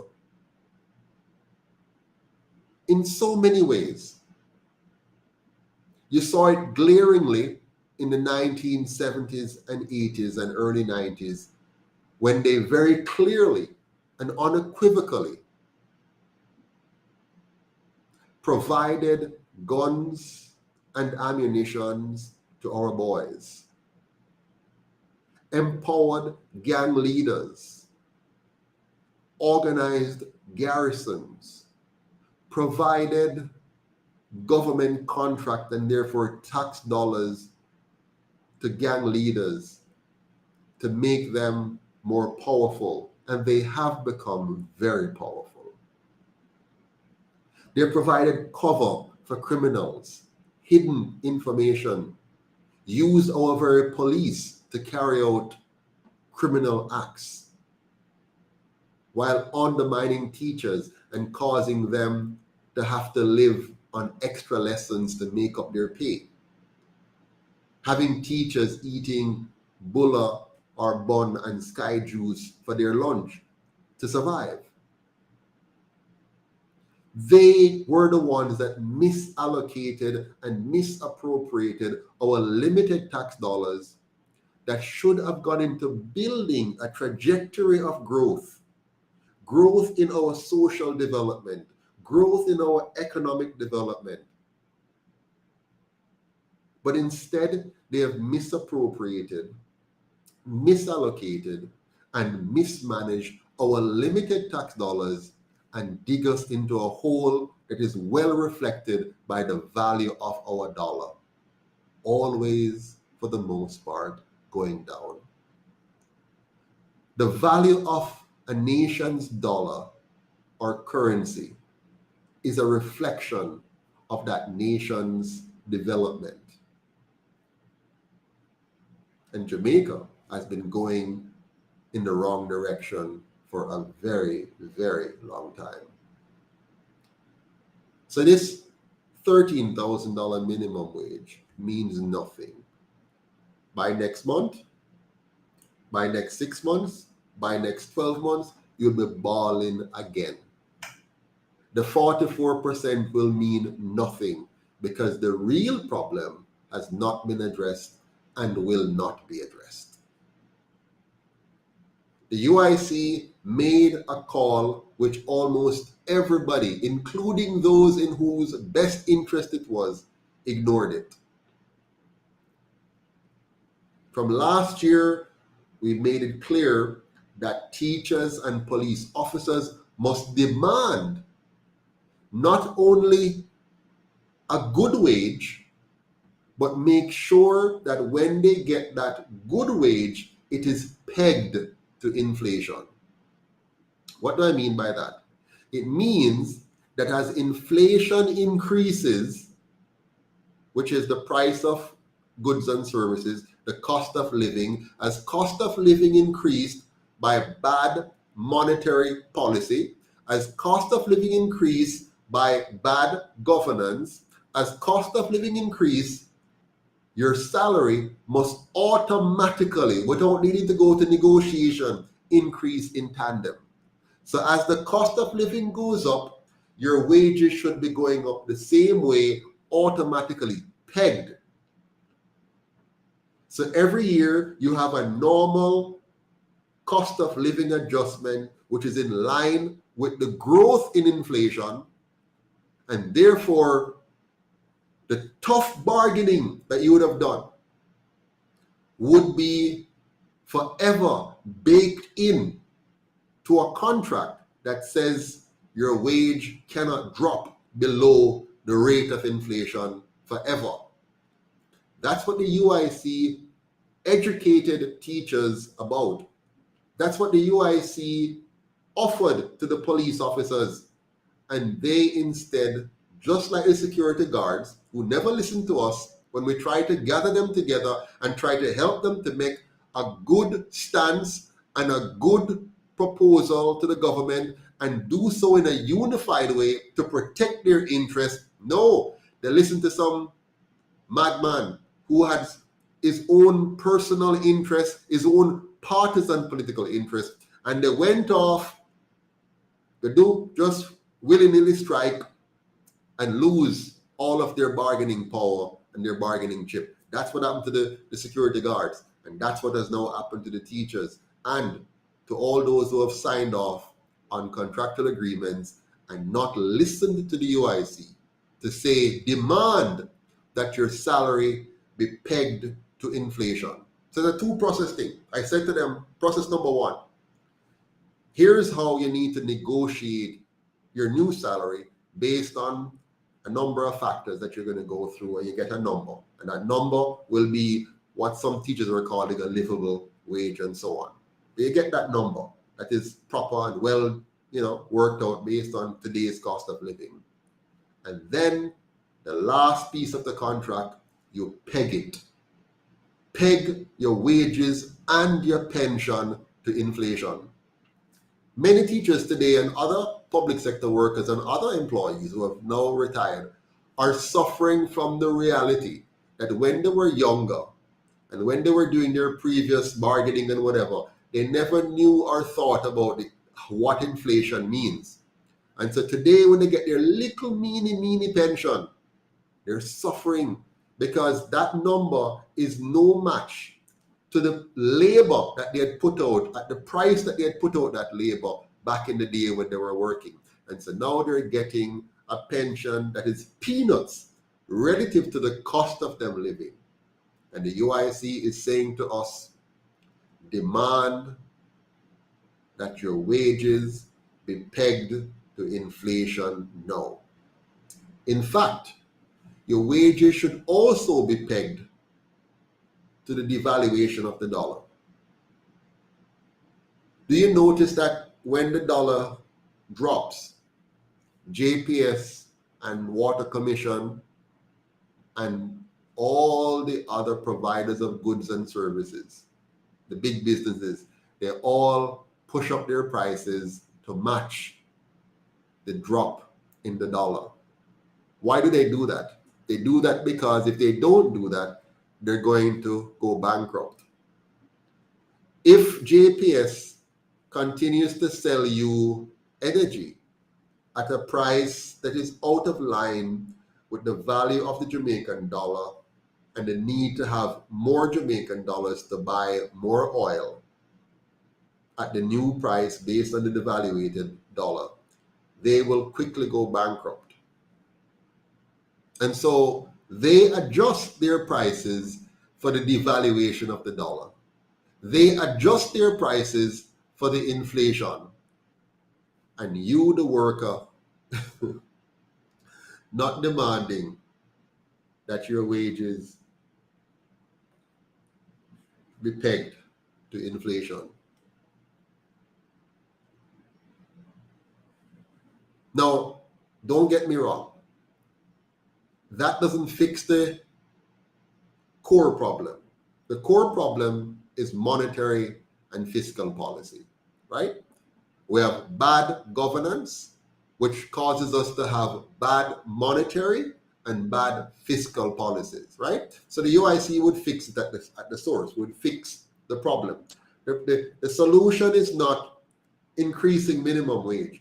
The solution is keeping down costs. And you keep down costs by having good fundamentals. Now, they're not doing that. So I'm giving you, the worker, a cop-out, an easy way out. You're not going to fix the problem? No problem. Peg my wage to inflation. So if you peg my wage to inflation, you can stay there with your bad policies, your bad monetary policies, your bad fiscal policies. Stay there with it. Just peg my wage and my pension to inflation and carry on with your foolishness. Once you do that, problem done. The government has no advantage over you anymore. I'll give you an example.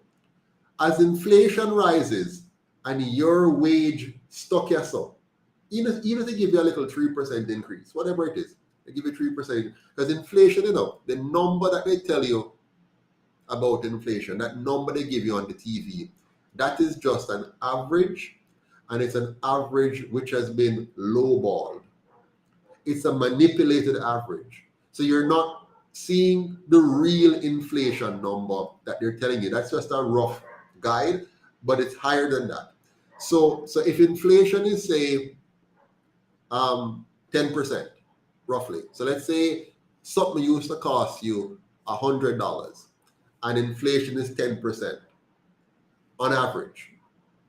Then your cost is now $110. Now, if your employer gives you a raise of 3%, then that $100 that you used to spend on that product, you used to spend $100, now that product is costing you $110 because inflation bring it up to $110. Your pay went up by 3%, so your pay is now $103 for that particular product you're going to buy. So you have $103 to buy a product that you used to buy for $100, right? So you might be better off because we have $3 more on the 100 that we used to spend. But guess what? The product is now $110. So your $103 can't buy that product, which is now $110, because you're $7 short. So even though the government has given you, so to speak, a raise of 3%, and you are now at $103, you're still below the number you need to buy that product at $110. I hope you're following me. Okay? And so now, you're right, Mr. Norman Smith, PJ Patterson, when he was Prime Minister, he pegged his pension to inflation. Here's what he said. A former Prime Minister must get A former prime minister must get the salary of a sitting prime minister.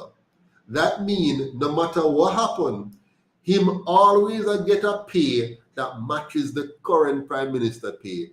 So PJ Patterson was very smart, but not to help us. He was very smart to help himself.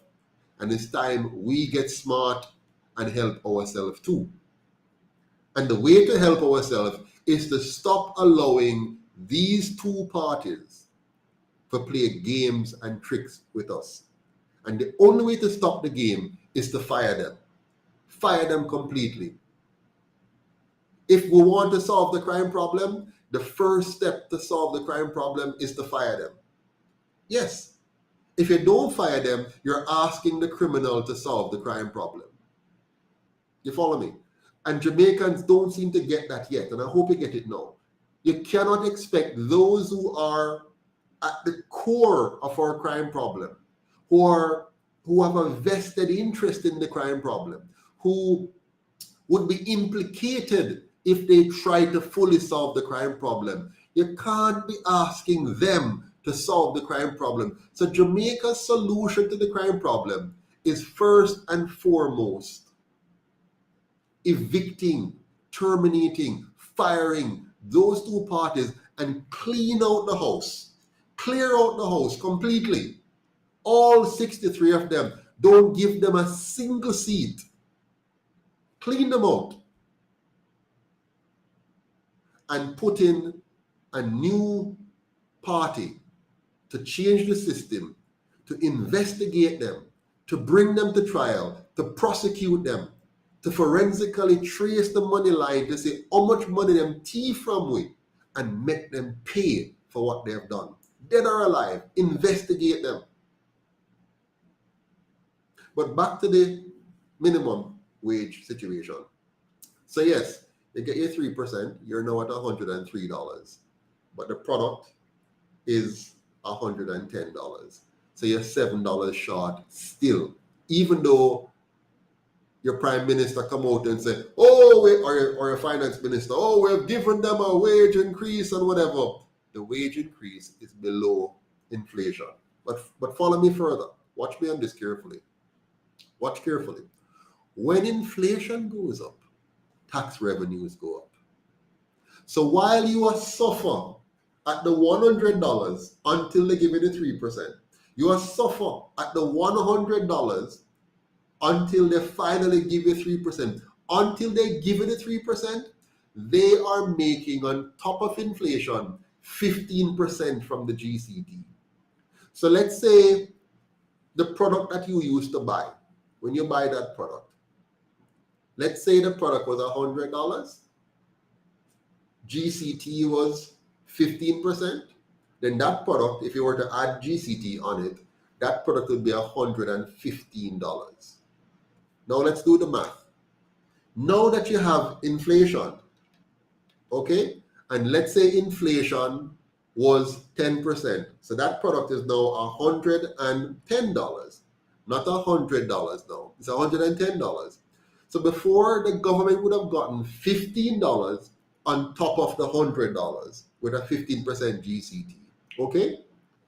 Now that the product is at $110, while your salary is still at $100 before they give you the 3%, watch what happened. Multiply that by 15%. The government is no longer getting $15.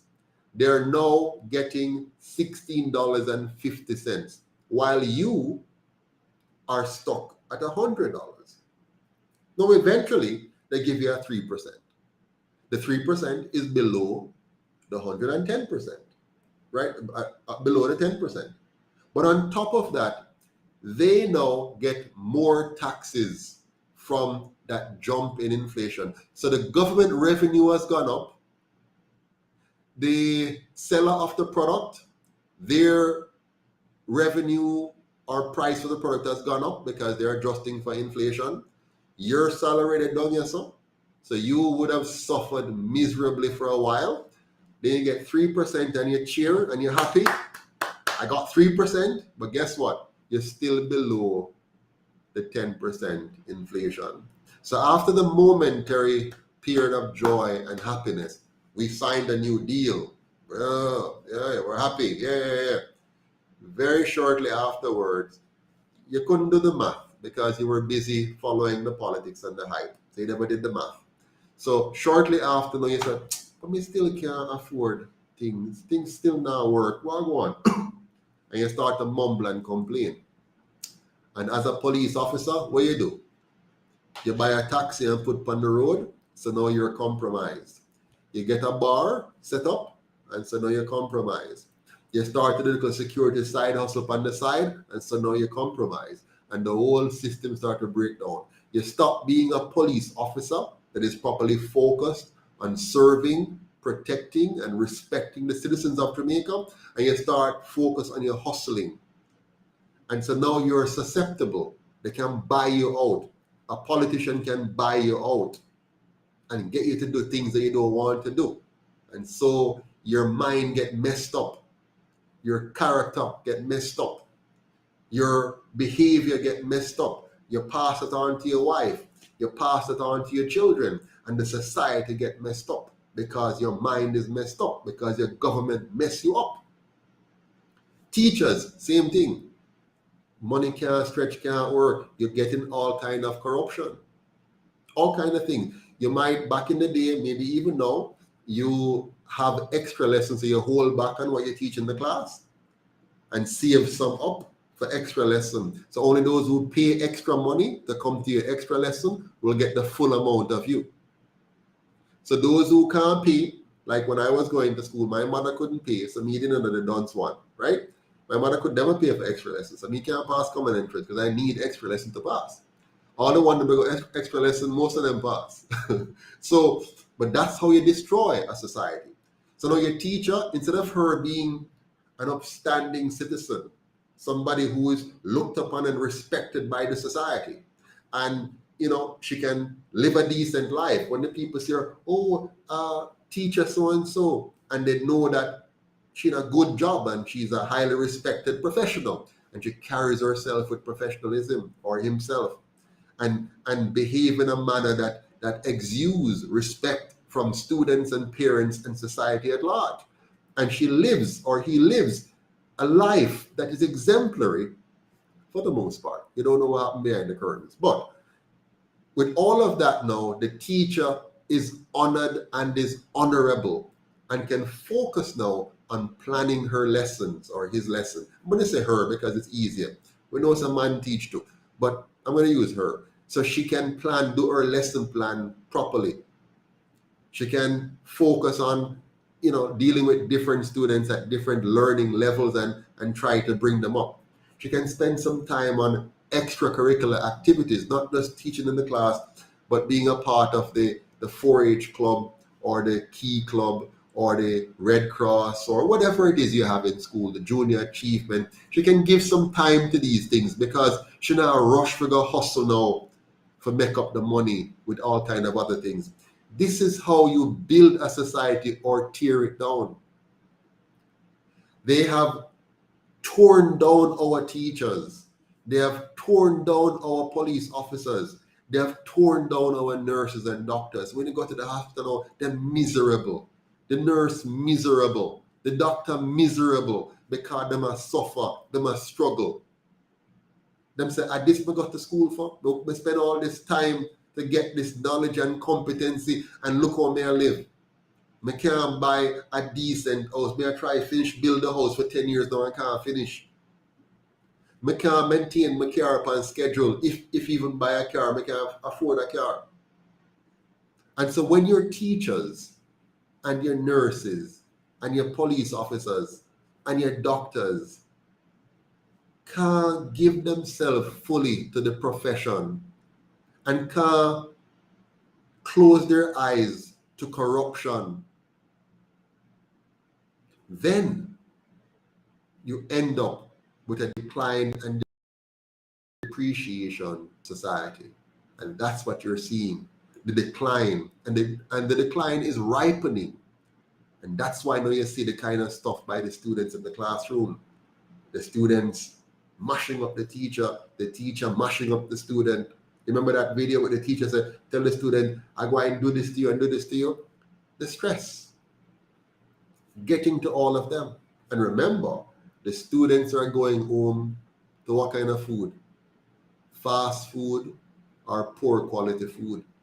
Their parents can't even, nowadays, not even 2 income can take care of the house. There was a time when 1 income could take care of the household. My wife and I and our children were so fortunate. At least I think so.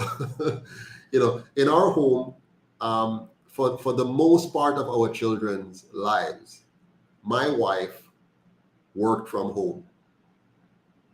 Her primary job was caring for the family. Primary job. No, I'm not saying that's the job every woman should take. I'm just saying in my situation, right? That's what we do. I'm not saying a woman's job is to stay home. What I'm saying is we made a conscious decision in our house that we wanted something of a certain level for our family. And so while I worked outside the home, my wife worked primarily inside the home. I worked primarily outside the home, and she worked primarily inside the home. She was trained as a medical secretary. That's her primary profession. And then we decided that she's going to homeschool our children. She's going to make sure that we were healthy. So the food that we eat, we decided to become vegetarian. So we followed a plant-based diet. Really, no sound? What happened to the sound? Is it true? Can you all hear me? Let me know. Can you hear me? Have we lost sound? Somebody is saying no sound. Have we lost sound? Okay, out there in the stratosphere, can you hear me? Can you hear me? Can you hear me? Okay, so Chris B says yes. Good. So sorry about that, Miss Pauline. I hope you can hear me. Now, as I was saying, so my wife and I, we decided that we're going to homeschool our children. And not just homeschool, we had other things. So for example, to us, healthy living was important. So you're talking about a plant-based diet. So we avoided meat and we stuck to a plant-based diet. We focused on building solid characters in ourselves and in our children. Now, we weren't perfect, I'm just telling you that what we try to do, okay? And so my wife was the primary educator of our children, and I was an auxiliary member of staff. My job was primarily on the mathematics side and the science technology side, and she was primarily on the language side and a lot of the social development and so on. So because of that, I had some of the most nutritious meals ever, every day. So when I go home from work every day, you're talking about high quality vegetarian meals of all sorts, all the different peas and beans you can think of, all the different kind of colored greens you can think of, all kind of stuff. It was just very delicious. She bakes the best bread on the planet. If my wife ever make you a bread, and she have different types, she has the kind of Italian looking bread. She has one that we call a sweet bread, which you put raisins in and so on.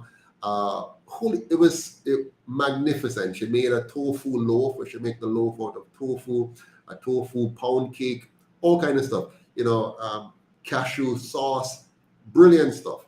So what we did, we reduced we never live in a big, massive house. So we kind of contain and live in a modest dwelling and spend the money instead on our health and on our children.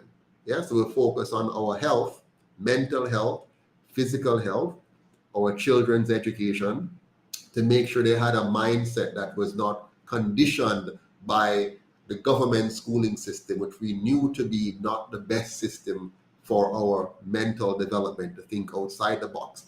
So we trained our children to think outside the box. So my wife was home. We also started a home-based business where I took on small clients, small businesses, and helped them with 2 things. financing, and financial management. Out of that, we then developed a firm, which we operated for a number of years. Then we got into then investing in other people's businesses and so on and so forth. So that's our choice. That's what we did. Now, in all of that, one income was able to do all of that initially. And then, of course, as the home-based income started to grow, that helped. But we got the kind of family we wanted out of that. Now, and again, not perfect, I'm just telling you what we did. Now, today, two parents going out to work every single day, sometimes working a whole heap of overtime, can't make ends meet. Something wrong with that picture there. Something is wrong when the design of our society is that nobody is left to take care of the children. The children come home and they can't get a decent meal that is properly prepared to nourish them. Their parents are too tired, too drained to help them with their schoolwork. There's no time on the weekend for the family to get together and bond. So the children are left to their phones, the television, and God knows what else. That's how you destroy a society. That's how you destroy the family. That's how you bring a people back into slavery. That's how it works. Now, a UIC government is determined to change that trajectory.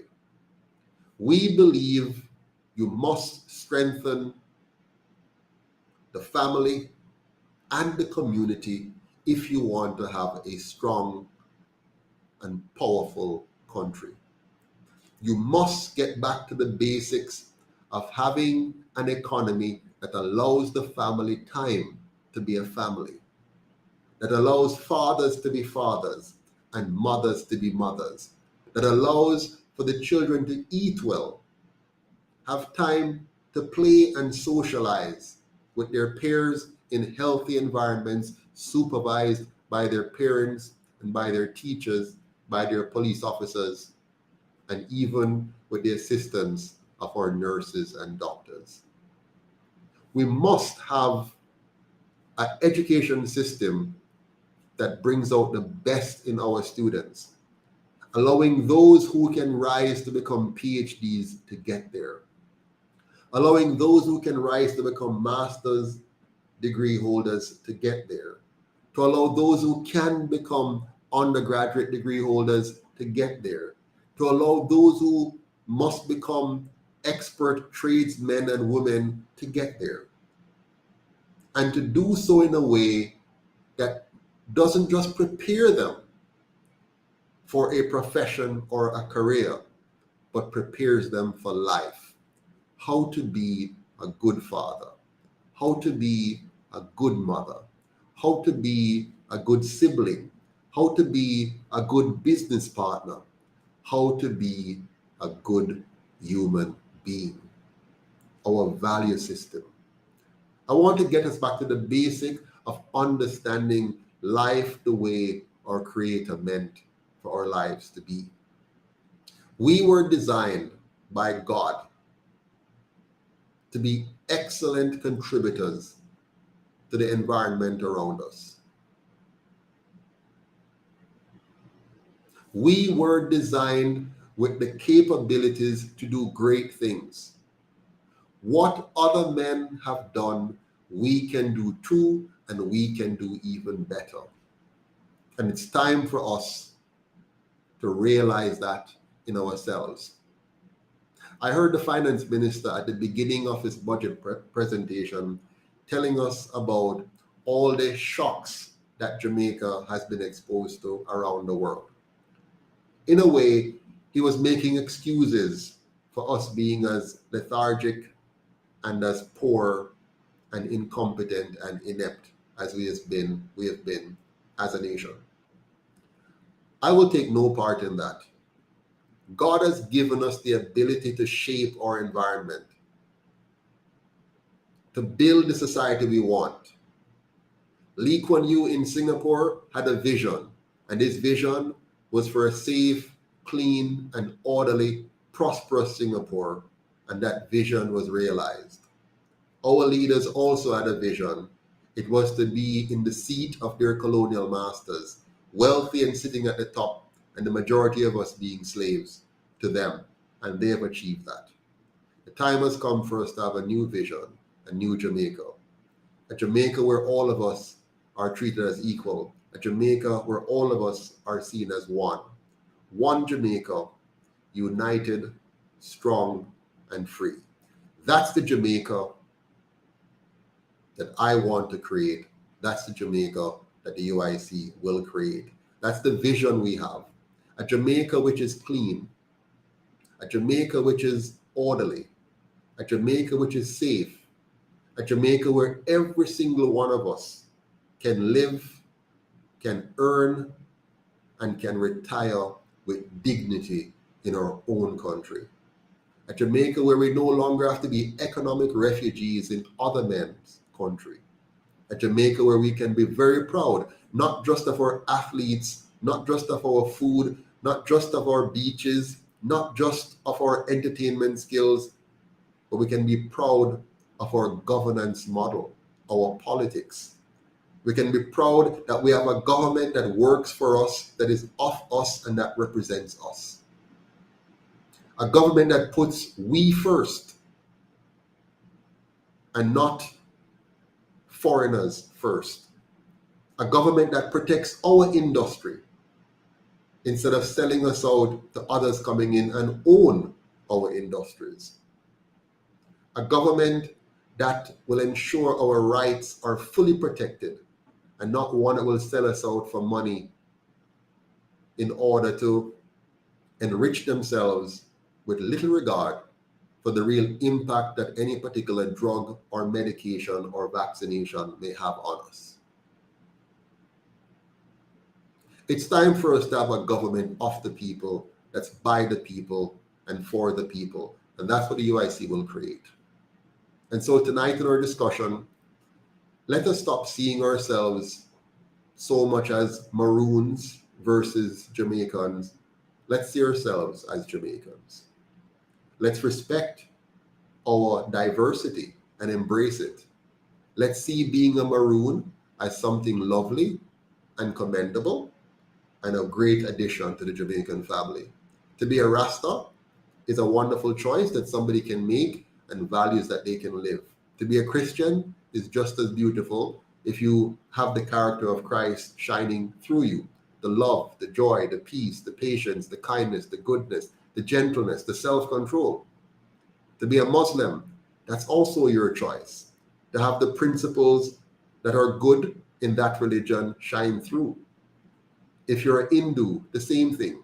If you're an atheist, it's your right if you choose which God or no God to serve. The most important thing is that we're united by our love of liberty, our love of life, our love of freedom, our love of being able to create and to own and to earn and to enjoy our own profits and property without anybody threatening to take it away from us. The right to life, liberty, and property. Fundamental. And when you have a government that truly respects your sovereignty and protects your rights and gives you an environment of equal opportunity, an environment that empowers all of our children by providing quality education, by caring for our nutrition, by ensuring that we have a healthcare system that is truly about health and not merely about pushing pharmaceutical products. Having a healthcare system that is about understanding our bodies and understanding how we relate to nature and tapping into our own local indigenous ways that we can use to create and build great health. That's the kind of healthcare system we need. Yes, modern medicine has its place and should be understood and used where appropriate, but we should never dispense with learning and growing our own local solutions that we created, that we're losing, we're forgetting because of a government that does not believe anything we can do is important. And that is why we need to defend our marijuana industry and repel all imports, block all imports from coming into this country until we are certain that it will not taint or destroy our local product in any way. We must focus on liberalizing the entire industry, opening it up fully for the Jamaican man and woman to be able to fully plant, harvest, process, package, and export as freely as you would a bunch of callaloo. We must return the land to the people of Jamaica and put the government in its place. You're not here to own our land. You're not here to sell us our land. You're here to help us defend our land. My friends, the time has come for us to put money in its right place. No government has the right to set your wage. Let the market determine the price of wages, and let the people learn and know that it's by trading value for value that we get the best out of each other. Let us stop creating a market that allows the rich and powerful to trick us into low wages. Let us get every Jamaican to earn their maximum wage. Let us flip the switch, flip the script, and focus on maximum earnings, maximum potential, maximum development, maximum productivity, maximum production, and maximize Jamaica to the benefit of all Jamaicans. Thank you for your time. Take care and all the best until next time. Remember, one Jamaica, stronger together. When the live is over, please feel free to go into the comments and put some comments and tell me how we did so we will know. See you again soon. All the best.